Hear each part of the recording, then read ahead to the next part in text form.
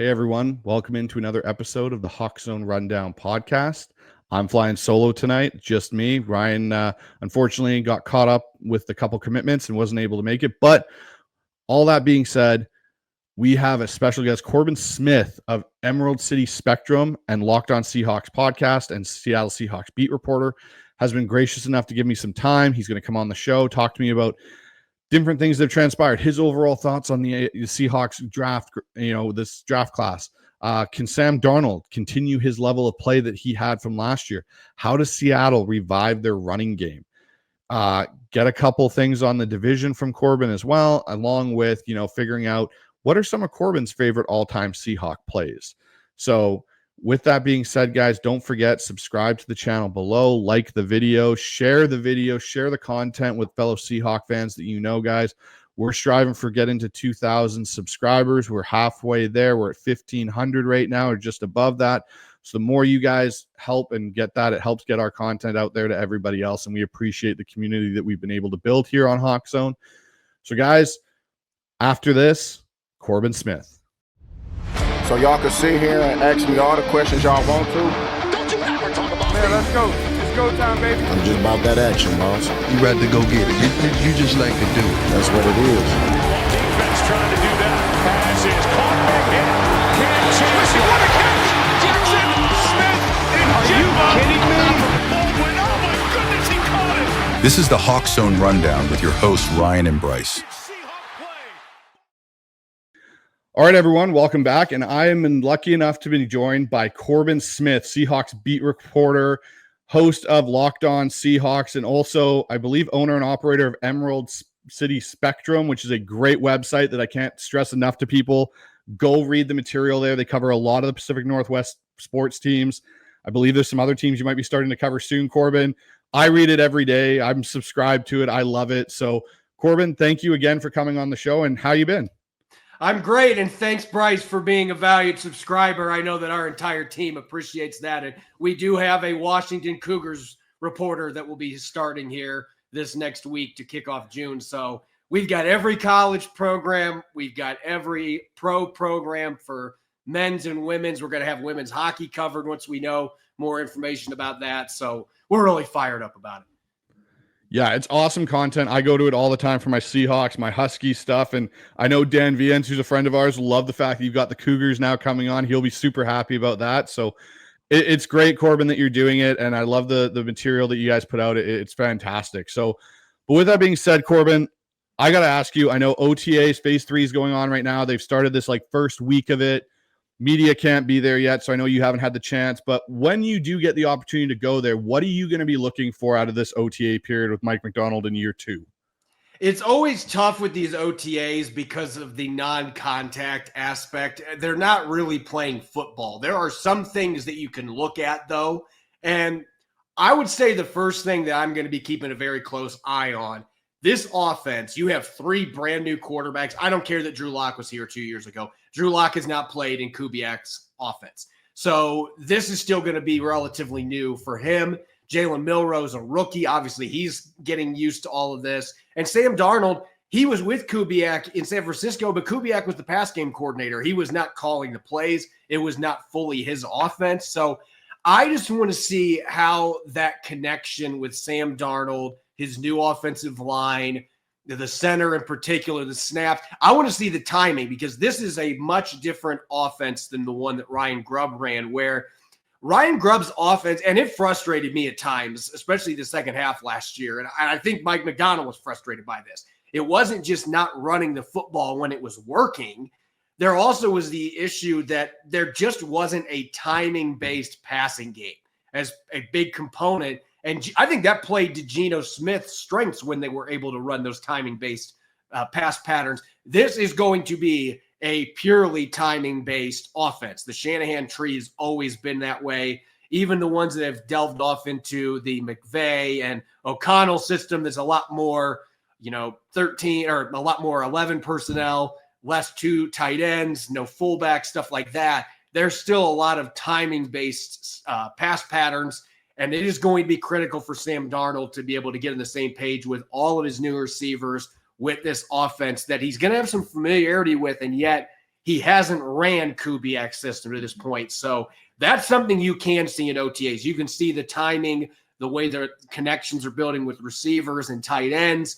That's something I'm going to be watching closely. And then on defense, I don't know how much in those 3 practices that we are going to see with Mike McDonald moving Nick Emenwari around with all their other secondary players, because those 3 open practices, it might be more of a let's try to conceal what we're doing type thing. But I am going to be watching the secondary and just seeing how they're mixing in personnel groupings and things of that nature. Those are things you can actually get out of these OTAs, whereas we have to wait till actual training camp when the pads get on to really see the physical aspect of the game. The one group I was going to ask you if you were going to have a look at while you were there too, Corbin, is the linebackers. And what I mean by that is the off-the-ball linebackers. So we know we have Ernest Jones and Tyree Snyder, the 2 incumbents coming back, but behind that grouping, there doesn't seem to be a lot of depth. Yes, Drake Thomas is there, Josh Rosh, but do you think Jackson, who they just signed through rookie minicamp, do you think you'll be able to see and figure out who's kind of leading that pack to be those depth guys moving into training camp? That would actually be a position that I think is really difficult to evaluate this time of year, because linebacker is such an essential part of what they do is running and hitting.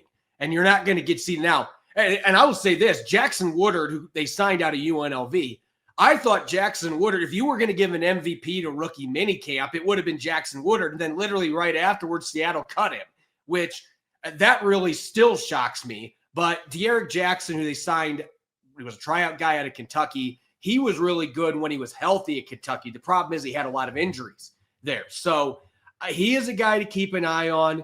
I am curious about Jamie Sheriff trying to play off ball because he's never done it before at any level. But Mike McDonald must see something there that piques his interest to look at him. And I trust Mike McDonald with linebackers. If he thinks there's a chance that maybe Jamie Sheriff could be a hybrid that could play both positions and that improves his chances of making the team, then I'm intrigued. Color me intrigued to watch that. But it feels like Drake Thomas right now is the number 3.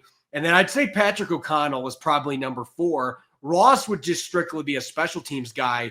But Mike McDonald had such great respect for him from coaching him in Michigan. And you can't have too many of those guys that are really glue guys on special teams. So I'm curious if they end up keeping 4 or 5 at that position, because Emenwari can play up in the box. So I'm wondering if that's going to make it less necessary for them to have extra insurance at the linebacker position. It's definitely a spot that I can see them still adding some guys to make that competition a little bit more interesting once we get to training camp. Okay, Corbin. So with that all being said about OTAs, I want to get your vibes on what you think of the NFC West as a whole now. We've had the draft, and I'll get your thoughts on this draft class because we haven't talked to you since that occurred. But when you look at this division now as a whole, do you think it's getting closer to what it was back in the early 2010s, where it was a really strong division? Teams, defense led that division, or do you think there's still kind of a pecking order within it and still some teams need to close the gaps, like Seattle closing a gap with the Rams and 49ers? I don't know that I would say that we're looking at 2012, 2013, 2014, when this division had gone from, it was a laughing stock when Seattle was 7-9 and won the division, even though they won a playoff game. And then a couple years later, it was arguably the best in the entire NFL. I don't know if I'm going to go that far, because I need to see Arizona actually put it together on the field, because this is about the 3rd year in a row where I felt like, gosh, I love what they did in the offseason. When is it going to translate in the win-loss column, though? It just hasn't to this point. They made some really fun picks in the draft for their defense. The biggest question there still is, what is your ceiling with Kyler Murray as your quarterback? And that's not a height joke. That's just saying, look, this is a team that they have not been able to get over that hump, and it feels like a big reason why is the quarterback can't get over the hump. He can't get past a certain point, and second half of the season, it seems like his play tails off every single year. So until we see consistency from him and he's able to elevate his game more, especially in the second half, I don't know that Arizona necessarily is yet a threat. The Rams are still a very good football team. We'll see what Devontae Adams has left in the tank. Teaming him up with Puka Nacua. They've got some fun tight ends on that roster. And Sean McVay is still a mad scientist. So the Rams, to me, you still got to look at them being the defending champs. You got to look at them as the favorite. And San Francisco is probably the hardest team for me to gauge. I do think the trade they made today for Bryce Huff, that is a fascinating one to put him with Nick Bosa, Williams, who they drafted in the first round out of Georgia, and some of the pieces they have off the edge. I just still have questions about all the pieces they lost this offseason. And the fact that you have guys like Christian McCaffrey, if he's back healthy, he can be dynamic, but he's getting to be a little older player now, and he's got a long injury history. Can you count on him to last the entire season? So San Francisco is a team, I don't know what to make out of them. That, in terms of deviation, standard deviation, I could look at them being a team where if everything clicks, they might be right back in the thick of hunting for a Super Bowl contender status. I could also see them having a top 5 pick next year if things implode on them, because they are going to be counting on a lot of young guys to fill voids, all those players they lost due to their cap casualties and free agency. That is a team that I can't really get a good read on them just yet. I wouldn't be surprised if they're really good. I also wouldn't be surprised if last year's 6-win season, if they're not much better or around that same mark this year, because there are a lot of variables at play with that team. So, obviously with the 49ers, they brought back Robert Saleh to kind of get that defense back into form that they used to have it in, where it was one of the perennial defenses in the NFL. They went very defensive heavy, like you mentioned in the draft. The thing for me that I got to find interesting with the 49ers is they always seem to have this luck where when they are going to be bad, there is a very good draft class coming up the following year for something that they need, and they may get that top 5 pick if they do have a struggle. But that's kind of how I feel too, Corbin, is that, when I look at the Niners, I don't know what they're going to do this year. They're in this weird flux point where if everything hits, like you said, in the way their schedule set up, they could be right back in the Super Bowl contention, or they could be what they were last year. With the Rams, though, do you feel that the Rams are going to, and this is an interesting question, but do you feel Seattle or the Rams, which team will either feel the effects of Cooper Kupp more? Seattle obviously gaining him, or the Rams losing him? I'm going to go with Seattle gaining him just because of all they lost. I mean, obviously the Rams made the decision to move on from Cooper Kupp, and they did get Devontae Adams. Adams going to be able to carry a lot of that mantle, and Puka Nacua is ready to be their number one guy. He's been their number one guy, really, since he came into the league, because Kupp hasn't been healthy enough. But if Kupp can stay healthy, I still think he's a 1,000-yard receiver. I still think you can get 90 catches out of him, especially in this offense where there's going to be a lot of possession catching opportunities for him. I think it's a really good offensive fit, especially at this stage of his career. But I just think when you look at the fact Seattle lost DK Metcalf and Tyler Lockett, and there's a massive drop-off in terms of experience and production after Jackson Smith and Jigba, they're going to be counting on him way more than what the Rams are going to be counting. Their situation, they've still got Puka Nacua. They got a couple of young receivers they still like. So both teams were impacted by those losses, but I think Kupp coming to Seattle is a bigger deal than the Rams losing him just because of the massive losses of Metcalf and Lockett. So speaking within this division, obviously we talked a little bit about some of the draft classes that these teams took. What did you make of Seattle's draft class this year? Like, in comparison, you've been around, you've obviously seen a lot of these John Schneider drafts. Where does this one rank for you? And how did you overall feel coming out of this draft in 2025? Yeah, I gave this draft an A-, and obviously, immediate post-draft grades, you have to wait a few years to see where things stand. But I just think, it's interesting. John Schneider's kind of had a pivot here, even before Pete Carroll left. And I don't know how much this had to do. We've heard Pete Carroll's comments. Like, basically, he was insinuating in his recent interview in Seattle Sports 710 that not everything that they wanted to change that he was necessarily on board with. And I'm wondering if some of that had to do with how they were handling the draft process, because we have seen them go away from being strictly Power 4 conference heavy drafting. They're going and getting FCS players. They're drafting Division II players. And they are really putting an emphasis on guys that have been captains. That's something that's kind of a carryover, but even more so. And the other thing that I have found intriguing these last few years, I actually posted about this today. With all the transfer portal stuff going on in college football, Seattle since 2018, when the portal first was instituted by the NCAA, just 10% of their picks have been players that transferred once or more in their college career. And 4 of the 7 guys that fit that were grad students when they transferred. And then you look at the other 3 players, two of those guys this year, Damian Martinez and Torrey Horton, those guys transferred from their original schools because their coaching staffs left. It was not a money grab. It was not, oh, I want more playing time. Their coaching staffs were gone. So they decided to take themselves to another school. But my point is, it does seem like John Schneider, he hasn't publicly said this. I've asked him a couple times about this. He's like, well, it hasn't really changed how we're handling the process, but it is clearly evident to me. And I've noticed as a league-wide trend that it feels like guys that are transferring, not all of them are created equal, like with Horton and Martinez, but a lot of these guys, like, there's a reason that John Schneider looked at Gray Zabel. They love the player, but also the fact this dude had money, cash bags thrown at him, and he didn't leave North Dakota State. He stayed there. He was loyal, high character guy. That is something that I'm noticing more so than a few years back when it felt like Seattle was more willing to take risks on guys. It seems like they have learned from some of those mistakes. They're still picking outstanding athletes. That is a big part of the equation. But even with offensive line, they're getting proven guys that have played a lot of snaps. They're not trying to convert defensive tackles to the offensive line. They're not drafting guys that started 1 year and, well, we think he has potential. They're getting proven guys, and that's another reason that I'm optimistic that this new coaching staff, that they can get a lot more out of the players they have on that offensive line group. So you can really mold all those together. But it just seems like John Schneider's, he's kind of been in his bag a little bit the last couple of years where if you can really sense that this is fully his draft. And obviously his front office guys are involved in it, but there have been some changes in how they've handled things, in my opinion, the last couple of years, really largely to be positive for the organization. Yeah, no, and that was something I kind of noticed as well. And even more so this year, this also felt like it had a bit of a Baltimore flavor to it a little bit with some of the guys, more than last year's draft, which obviously makes sense because Mike McDonald and his staff are basically just getting together almost around kind of draft time and that whole process, and they weren't really involved as much as they would have liked to have been.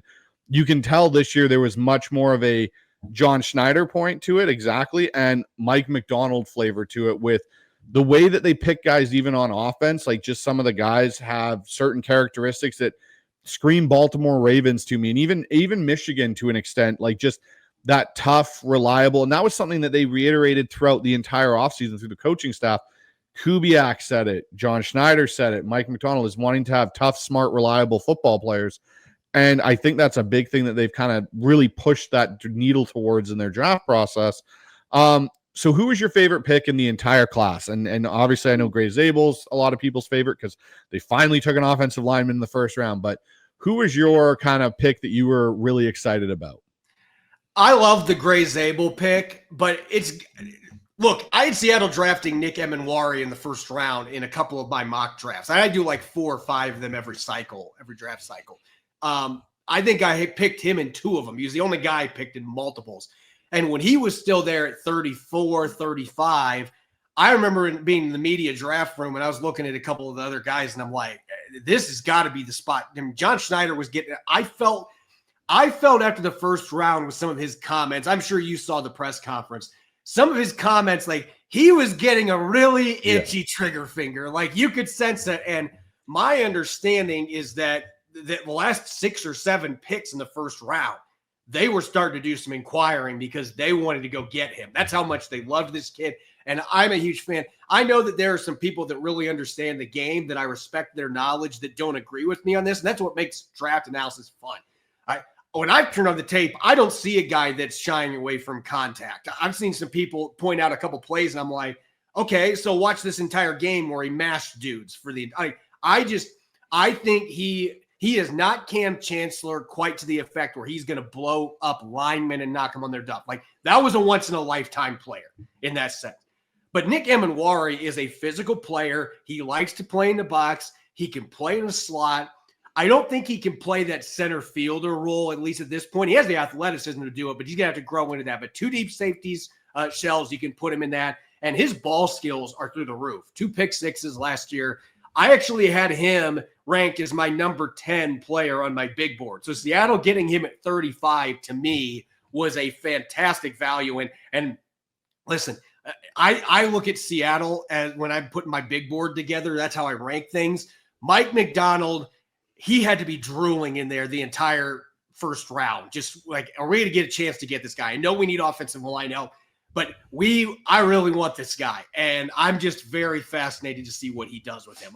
I think he's got a chance to be an all-pro caliber player in this scheme with the coaching he's going to get from Mike McDonald and his staff. It's really funny, you mentioned the Cam Chancellor comp that everyone's kind of gone to, oh, he's going to be Cam 2.0 because of his size and how well he moves. And I feel the exact same way you do. I don't think he's going to be that necessarily in the box, hit guard, stand up, Eric Winston when he's pulling around or knocking Mike Upati, out on a play. Like, I don't get that. I do think he'll be definitely a very good edge setting player for them in run support. To me, though, with his athleticism, the one player that stood out to me, and this is a bit of a throwback, is he reminds me a bit of Kenny Easley in the sense that Kenny could play down there, but he could also drop back and cover and had great ball skills as well. He's the one, when I saw him in Warrior play, that was the first guy that actually popped into my head. It was like you got this hybrid safety that's big enough to do certain things, but also athletic enough to play that deep part of the field. And like you said, once he learns that and gets accustomed to it, he'll be able to do probably some more of those things in his NFL career. My favorite pick in the draft, and this is offensive line, was Bryce Cable-Dew. I really liked his tape, especially. Come on, you're homering for another Bryce, man. just a little bit. But no, when I saw his tape, and I knew he wasn't going to be a right tackle, potentially like a full-time starter at the NFL level. But for me, when I saw the ability to potentially kick him into guard, and when you saw his RAS score versus other guards, and I went, this could be an interesting sneaky pick where you take a guy later in the draft that you're able to actually get, potentially a starter out of that could be a guard for you. And who knows what Seattle's guard situation is going to be outside of Zabel, basically, at this point. You've got LaMea there. You've got, hopefully, Christian Haynes can become, a factor in there. So it's going to be really interesting to see. But the other pick for me that I loved was Damian Martinez. He was one of my favorite running back prospects this whole time. So when they were able to get him in the 7th round, when I had like a 4th, 5th round grade on him, that for me was huge. I loved that pick.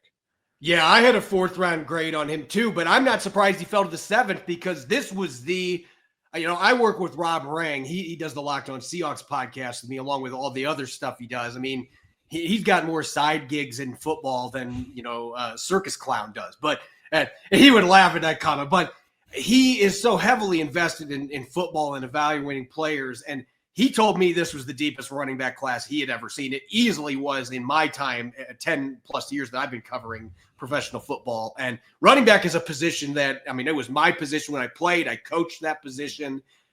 I don't remember seeing a class that deep. Damian Martinez is a starter caliber player in time.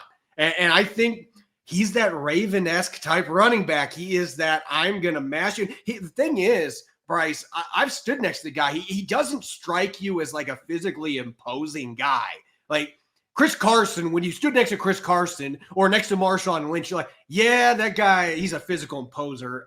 You don't get that vibe from Damian Martinez. But then when you watch the film and you watch this guy, he's got that wide gait, the contact balance to just shrug dudes off. He averaged 6 yards a carry for his entire college career. He didn't have a year under 6 yards per carry. So I think he's got to work on his pass game stuff. That was my biggest issue with him. And in the NFL, you've got to be able to do everything. But I think in this offense, he's a really good zone runner. I like that pick. I'm going to throw this out there for you, though, and I've said this a few times on my podcast, but in terms of value pick, I really like Ricky White III in the 7th round. And it's funny because I think Torrey Horton's going to be a really good player, too. And you could argue he's the best value. But Ricky White III, UNLV has been one of the worst programs in all of college football for most of the last 20 years. And then Ricky White III comes in there, and he was a catalyst for turning that into what was a top 25 team for almost the entire 2025 season or 2024 season. The guy is a player. You look at him, you wouldn't think he's a blocker, but you turn to the film, the dude gets after it. Like, he's just scrappy. He plays a physical brand of football. He can create after the catch. He's a savvy route runner.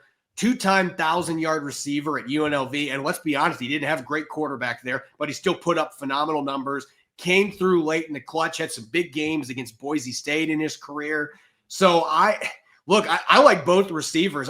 I had a 3rd-round grade on Torrey Horton. I had a 5th-round grade on Ricky White III, an early 5th grade.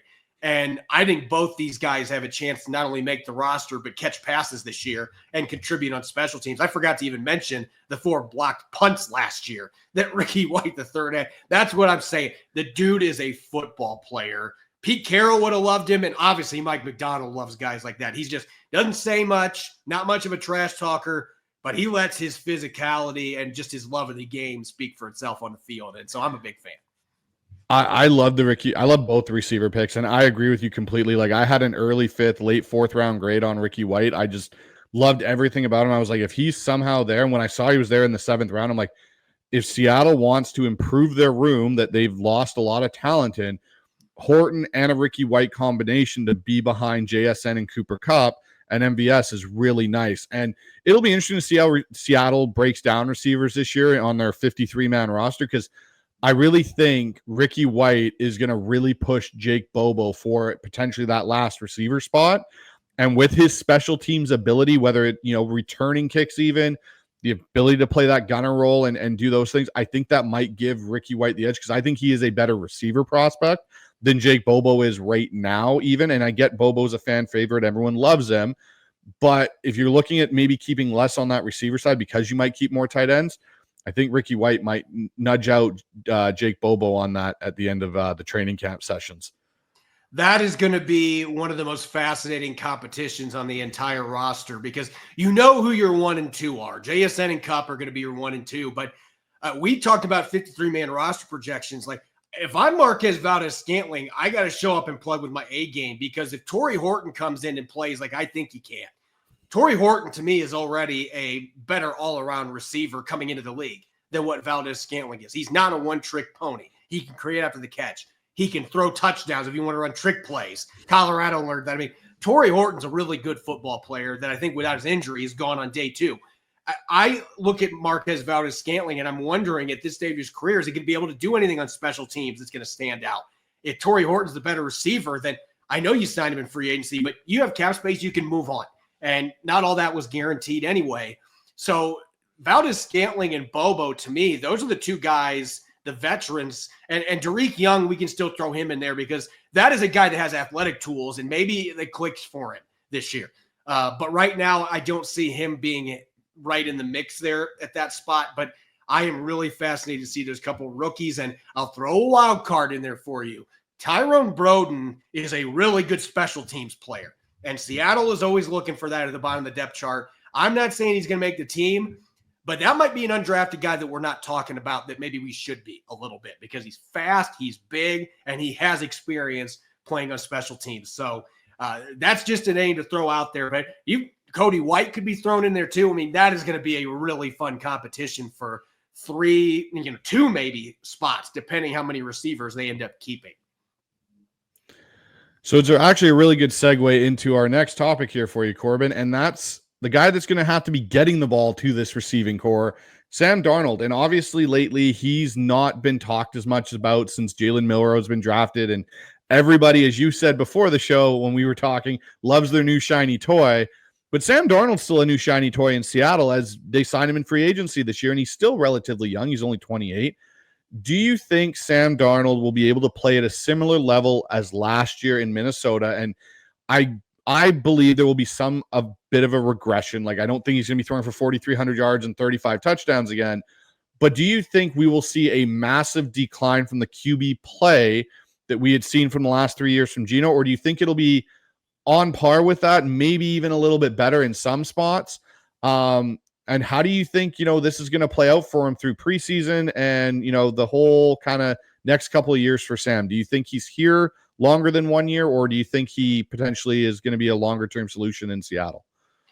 I look at Darnold, and I don't see any way that he is out of Seattle unless he just absolutely falls apart. I don't see him being out of Seattle in the first 2 years of his contract. I know there's people saying, well, there's an easy out with the vesting guarantees. Seattle traditionally, you don't want to set a precedent for other free agents. Like, well, that guy had a vesting guarantee and they cut him anyway. Like, you don't want to do that. If there's an injury or something that's involved, then it's a little different. But I think Darnold, it'd be unfair to expect him to put up the same numbers that he did in Minnesota because he doesn't have Justin Jefferson. That's the biggest thing. Seattle, as good as I think JSN is going to be, Justin Jefferson to me is wide receiver 1 in the league, and I don't think it's close. I think he is easily the number 1 receiver in the NFL.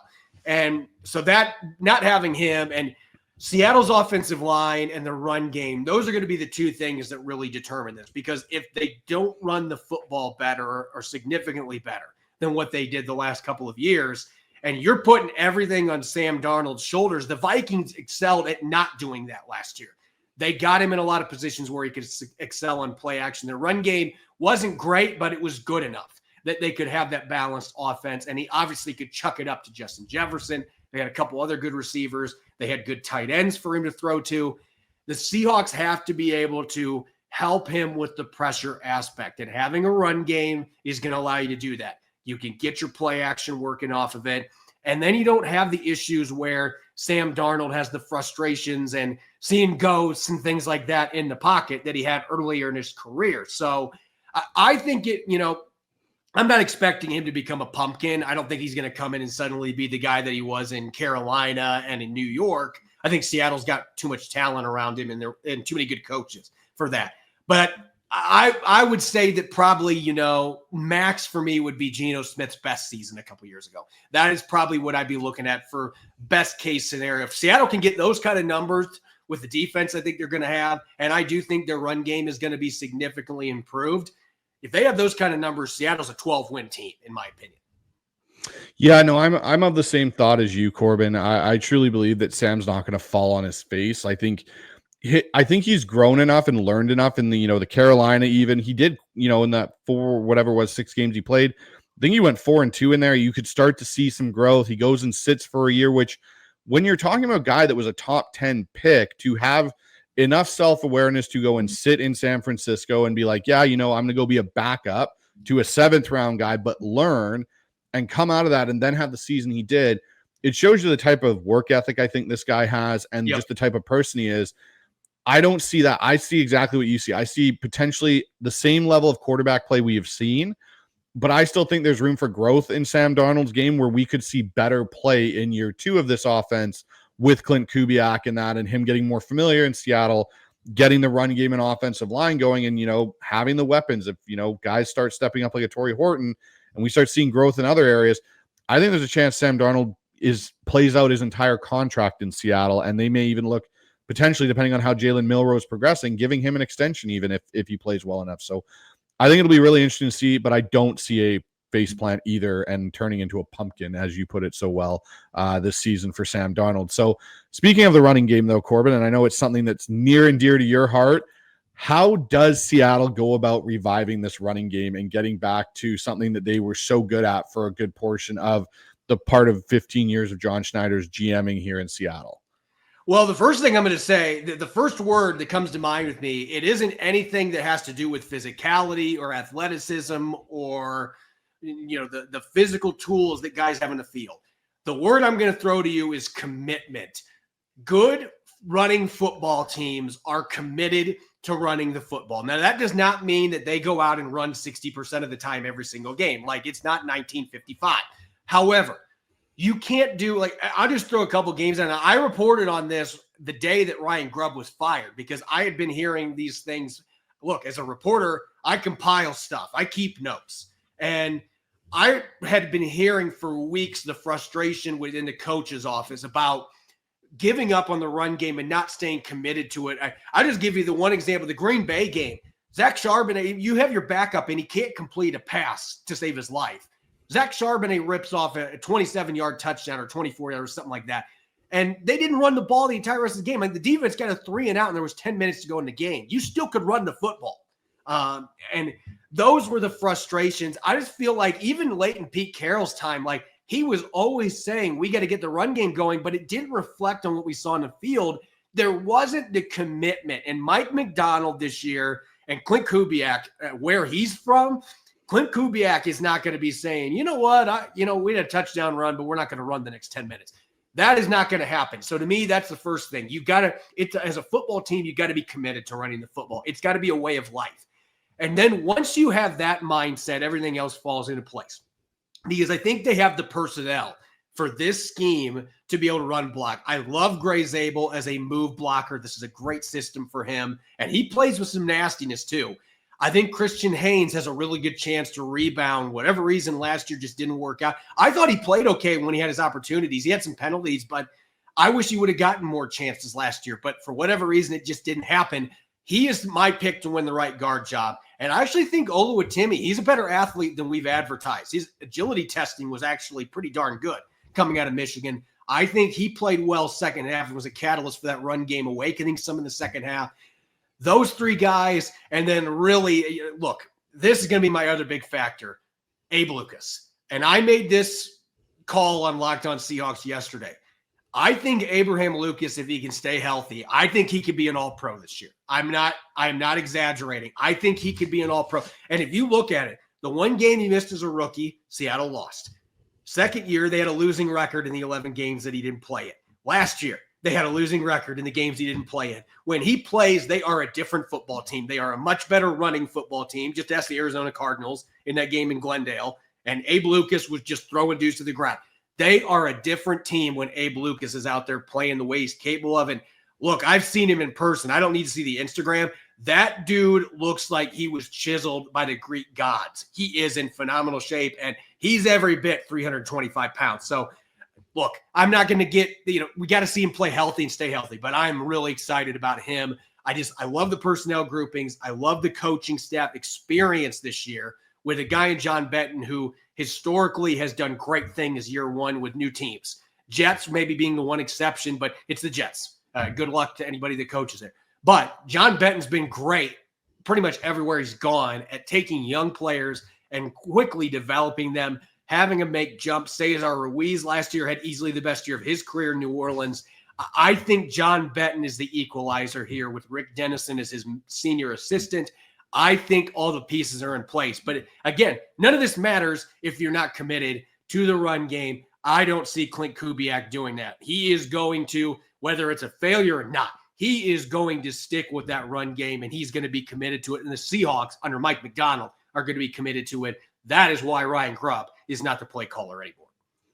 And it's really funny because, Corbin, as you were starting to say that it doesn't go with this doesn't matter, this doesn't matter. And I knew you were going to come right to commitment as the word. Like for myself as an offensive coordinator, I played quarterback, I played it in college, but I loved having a run game because the other thing it always sets up is play action. And the windows to throw get so much bigger, even though they're not huge, with play action.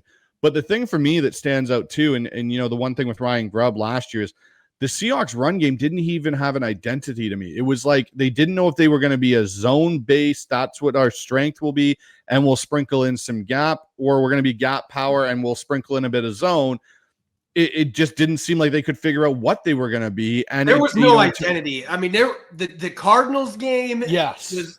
There were a couple games in the second half where they were starting to figure it out, but then they just regressed. You go to the Vikings game. Like another thing that drove Mike McDonald and the rest of the staff absolutely bonkers was when they got past the 40-yard line with, I think there was like 3 minutes something on the 4 clock. minutes left. I was at the game. It was horrible to watch. I'm in the press box, and obviously in the press box, you can't shout stuff like you're a fan or anything. But I'm sitting there like, after they got that first down, I'm like, all right, now you run the ball the next 2 plays. And you force Minnesota to start thinking about using their timeouts. What did they do? They just called a straight drop back out of shotgun, and Geno Smith, he's going to get blamed for it. Nobody was open, and he got sacked. It wasn't the quarterback's fault. It's the play caller's fault. Those were the mistakes, and Grubb never learned from it last year. He was stubborn about it. So that's why he's in Tuscaloosa right now, because you can't do that in the NFL. You can't take a 4-minute offense possibility there and take a sack like that. If they would have ran play action, maybe I'm a little bit more understanding, but I still would have been like, why aren't you running the football? Especially because they ran the ball fairly well in that game. When they ran it, it was incredibly frustrating. So it goes back to that whole idea of commitment and having an identity. And listen, Clint Kubiak, he's got an identity. The dude's and John Benton, he's got an identity. Almost every year he's been an offensive line coach. 70+% zone percentage. Like that's the bread and butter for these guys. And I felt like last year, Ryan Grubb, he didn't know what his bread and butter was. And part of it felt like he didn't care what his bread and butter was because he didn't really care that much about running the football. That's the reality. I agree with everything you said. And so the last kind of topic here, Corbin, that we're going to discuss is how does the Seahawks defense jump to elite status? So we saw them through the back half of last year become a top 10 unit after they made some, acquisitions and maneuvered some pieces around there for Mike McDonald. But how this year do they start fast and really stay as a top 10 and maybe even push to being a top 7, top 5 defense in the NFL? I will be incredibly disappointed if they don't get off to a fast start because unlike the offense, you pretty much have everybody returning from that defense last year. You have Leonard Williams, you have Jaron Reed, you have Byron Murphy, you have all of your edges, and you're hoping you have a healthy Uchenna Nwosu to go with DeMarcus Lawrence on top of Mafe and Hall. You're going to have your front line, your linebackers. Unlike last year, you know who your linebackers are going to be the next 3 years. You have Tyrese Knight and you have Ernest Jones. Cornerback spot, Witherspoon year 2 in this defense, I think has a chance to explode. Reek Woolen contract year. Hey, it's on you to play with consistency if you want to stay here.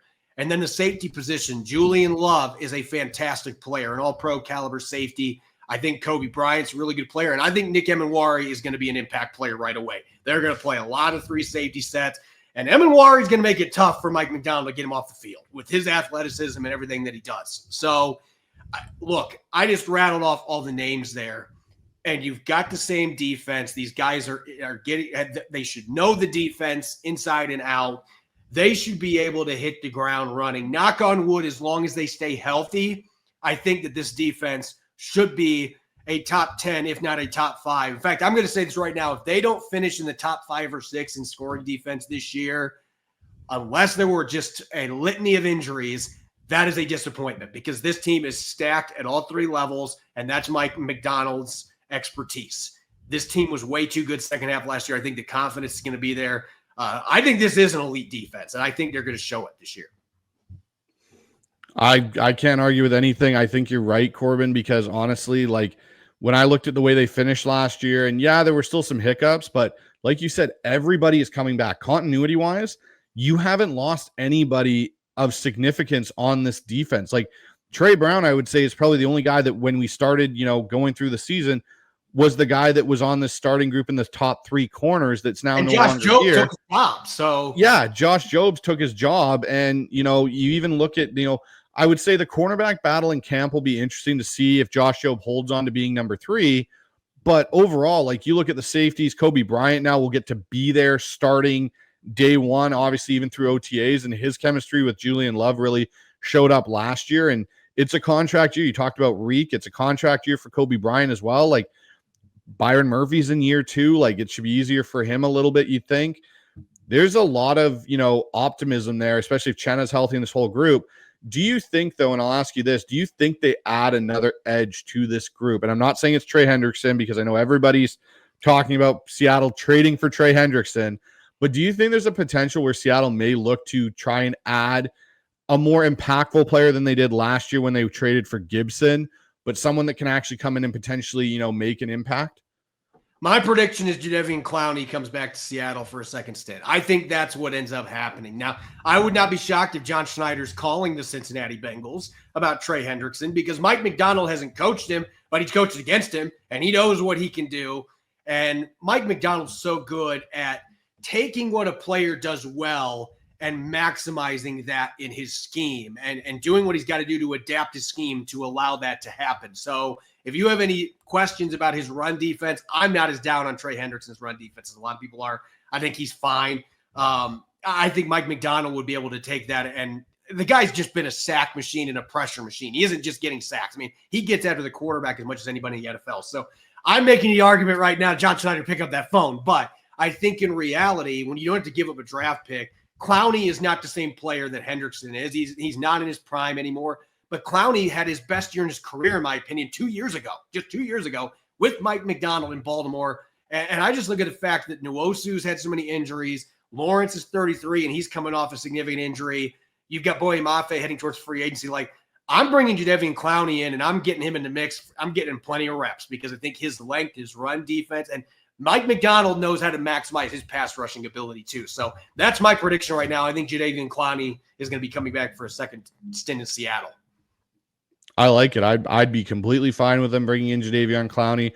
And I think it's an area that they're going to still add to potentially next year in the draft. It'll be more of an area of focus for them. They've addressed some areas on the offensive line, and they've got a lot of guys in this mix now, from, Cable Dude to Mason Richmond to a bunch of these guys. I don't think they're going to necessarily be hunting like crazy for offensive line like they have the last 2 years. But Corbin, I want to leave by asking you two things here, and them being, what are your two favorite all-time Seahawk plays? I just did a show with Dan Viens. We kind of broke down our 10 favorite plays. I want to ask you what your favorite Seahawk plays are. It'd be really easy for me to say the Beast Quake runs, but I'm going to say something that maybe isn't a popular opinion, but those are not my two favorite Marshawn Lynch runs. There was I believe it was a Thursday night or a Monday night. I think it was a Monday night game against the Philadelphia Eagles. That was the year they were the dream team when Vince Young declared them that, and then they missed the playoffs.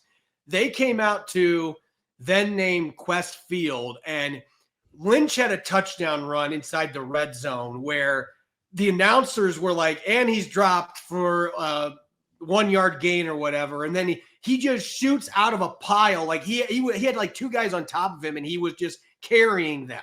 And he ends up going into the end zone.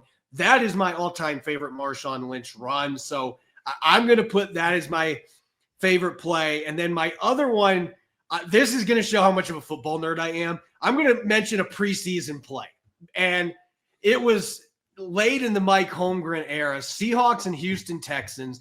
Anybody that's followed me over the years knows how much I have an affinity for Leonard Weaver. I loved that guy. I wish he would have had a longer career in the NFL in general.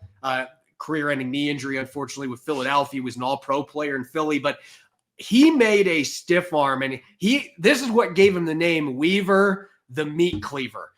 I swear he cut through the guy in half with that stiff arm, and even the announcers were just like, whoa, what did I just see? And I think the guy ended up in the crowd. Like, that's how much velocity was behind that. So that might not be a play many people remember because it was a preseason game, but that's my fun one. The Marshawn Lynch one happened in a game that actually counted, and kind of showed the Seahawks were coming, even though they didn't make the playoffs that year. No, those are two great ones. And when me and Dan were talking today, obviously Beastquake and that made it, but there were some other ones like big play Babs a stop for Tony Romo there, which was a big one. And one of mine that I always kind of comes back into my mind is Matt Hasselbeck's TD scramble against the Redskins in the divisional round of the 2005 playoffs, where Sean Alexander had the MVP season and he gets knocked out with a concussion. And it wasn't really going Seattle's way until Hasselbeck was able to make that run. And I think for Matt, that really kind of cemented his legacy, or started to, of his legacy as the Seattle Seahawks starting quarterback. So it's always interesting to get different people's perspectives on these, Corbin. I love those two picks for you. But with that being said, Corbin, what do you have going on with all the different avenues you've got going on right now? So what's coming up for you on Locked On and with the OTA starting, and even on Emerald City Spectrum? Yeah, emeraldcityspectrum.com. You can check out all of my rookie coach interviews that we've had. We've had 8 coaches so far. We're hoping this is the first year we have an assistant coach for every single draft pick. We are closing in on getting that, but we've got articles up there that I've written, and we've got a lot of great content for Kraken, Sounders, every team in the region. We've got you covered. The Washington State Cougars are going to be starting this week with our newest reporter we've added to staff, and Locked On Seahawks 5 days a week, sometimes 6 or 7 episodes a week, because we are diehards and we're passionate. So you can get all your Seahawks fixed both at emeraldcityspectrum.com and on Locked On Seahawks. Corbin, thank you so much for giving me the time and doing this interview. This was great. Definitely want to have you back on the show once training camp gets here and everything, but appreciate all the hard work you do in every aspect. You're one of my favorite reporters to follow for the Seahawks. So thank you so much again, Corbin, for your time. Thanks, Bryce. Appreciate it. Take care. Good, sir. You too. See you later. All right, everyone. That was Corbin Smith of Emerald City Spectrum, Locked On Seahawks podcast, joining me, Seahawks beat reporter. It was really interesting to get Corbin's perspective on a lot of these things. Like, how does he think this defense gets to an elite status? And you know what? To be honest, he thinks they're already there. He thinks Sam Darnold is going to continue playing at a level that's comparable to what we saw with Geno Smith. And overall, like, his impressions on this division and kind of how Seattle stacks up, they were all interesting things. So, I highly, can't stress enough to everybody, go over, follow Corbin on Twitter, follow him on Emerald City Spectrum, which he runs. Locked On Seahawks podcast is a great source as well. Honestly, Corbin's one of the best out there that does it. And you know what? I follow him all the time, and I'm grateful that he comes on our show. He'll answer any questions I have. It's really awesome. So, guys, I can't stress enough. Go follow Corbin and his work. Guys, for us over here, got a couple things potentially, irons in the oven, as you would say, or in the fire. Coming up on the next week here, we're going to have a couple more guests, hopefully next week. But, don't forget, subscribe to the channel. Become a member of the channel, guys. It gives you early access to certain videos that come out. Just did a live show with Dan Viens earlier today talking about our all-time favorite Seahawks plays. So make sure you guys go over there, watch that, put a list of your own plays in there that are iconic plays for you. And then if you missed it earlier this week, there's an episode out that's great talking about the offseason with Garrett Greenlee of Football Analysis. Go over there, follow his work on that channel on YouTube. But it was a great conversation with Garrett, as he's more of a NFL analyst and media member, and he tells you how much he loves what Seattle's done so far this offseason and goes in depth on some pretty cool areas of it. So make sure you guys go check out that video. And again, guys, you know what? Appreciate the support. Can't do it without you guys. And Ryan will be back on the next one. So with that being said, everyone, go Hawks.